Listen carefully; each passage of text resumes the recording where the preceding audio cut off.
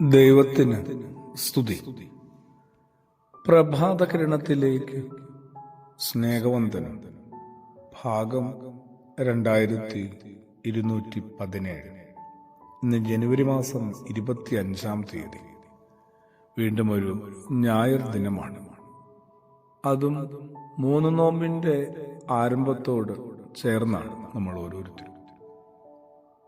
നിനവേ പട്ടണവാസികളും അവരുടെ അനുതാപ ശ്രമങ്ങളും ദൈവവും യോന പ്രവാചകനുമൊക്കെ നമ്മളെ പുതിയ ചില ബോധ്യങ്ങളിലേക്ക് കൂട്ടിക്കൊണ്ടുപോകേണ്ട ഒരു നേരവും കാലവുമാണ്.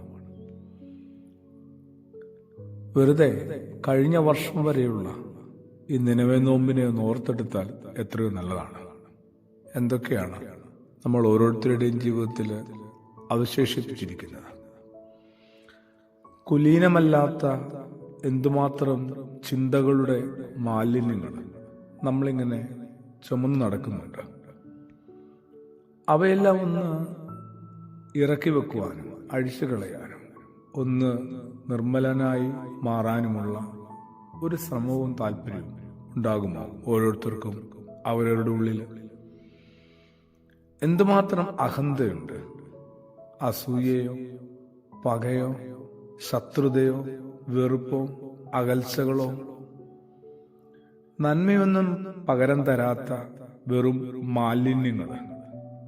എത്ര കരുതലോടെയാണ് നമ്മൾ ഇവയെ സംരക്ഷിച്ച് ചേർത്ത് നിർത്തി വളർത്തുന്നതെന്നറിയാം. ഒരു കഥയുണ്ട്, ഗുരുവിന്റെയും ശിഷ്യരുടേതുമാണ്. അവരിങ്ങനെ ഒരു അങ്ങാടിയിലൂടെ നടക്കുകയാണ്. വഴിയിലെ കാഴ്ചകളിൽ നിന്നുള്ള പാഠങ്ങളും തത്വങ്ങളും ഗുരു ശിഷ്യർക്ക് പകർന്നു കൊടുക്കുന്നുണ്ട്. അപ്പോഴാണ് പശുവിനെ തെളിച്ചൊരു കർഷകൻ ആ വഴി വന്നത്. ഗുരുവിന് പരിചയമുള്ള കർഷകനാണ്. പശുവിനെയും കർഷകനെയും നടുക്കൽ മധ്യത്തിലാക്കി എല്ലാവരും ചുറ്റിനു വരുന്നു. ഗുരു തന്റെ ശിഷ്യരോട് ചോദിച്ചു, ഇവിടെ ആരോടാണ് ബന്ധിക്കപ്പെട്ടിരിക്കുന്നത്? കർഷകൻ പശുവിനോടാണോ അതോ പശു കർഷകനോടാണോ? ആർക്കൊരു സംശയം ഉണ്ടായിരുന്നില്ല. എല്ലാവരും ഏകസ്വരത്തിൽ പറഞ്ഞു, കർഷകനാണ് ഇവിടെ യജമാനൻ. കയർ അദ്ദേഹത്തിന്റെ കയ്യിലാണ്. അദ്ദേഹം പോകുന്ന വഴിക്ക് പശുവും പോകുന്നു. കർഷകനാണ് യജമാനൻ, പശു യജമാനനോട് ബന്ധിക്കപ്പെട്ടിരിക്കുന്നു.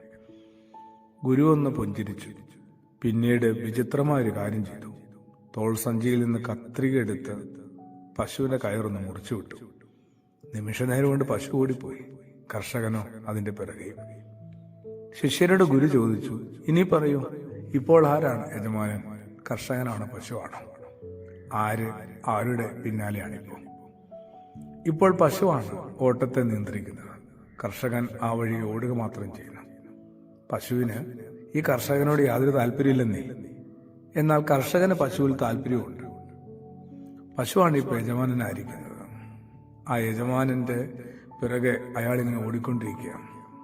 ഗുരു പറയുകയാണ്, ഇതുതന്നെയാണ് നമ്മുടെ മനസ്സിന്റെയും സ്ഥിതി.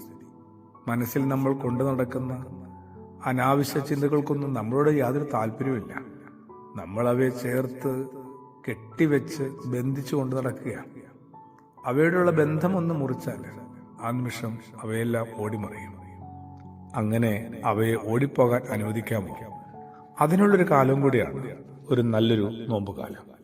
ഏതൊരാൾക്കും അങ്ങനെ പലതിനെയും ഒന്ന് അറുത്ത് മുറിച്ച് കളയാനായിട്ട് സാധിക്കട്ടെ. എനിക്കും. ആമേൻ.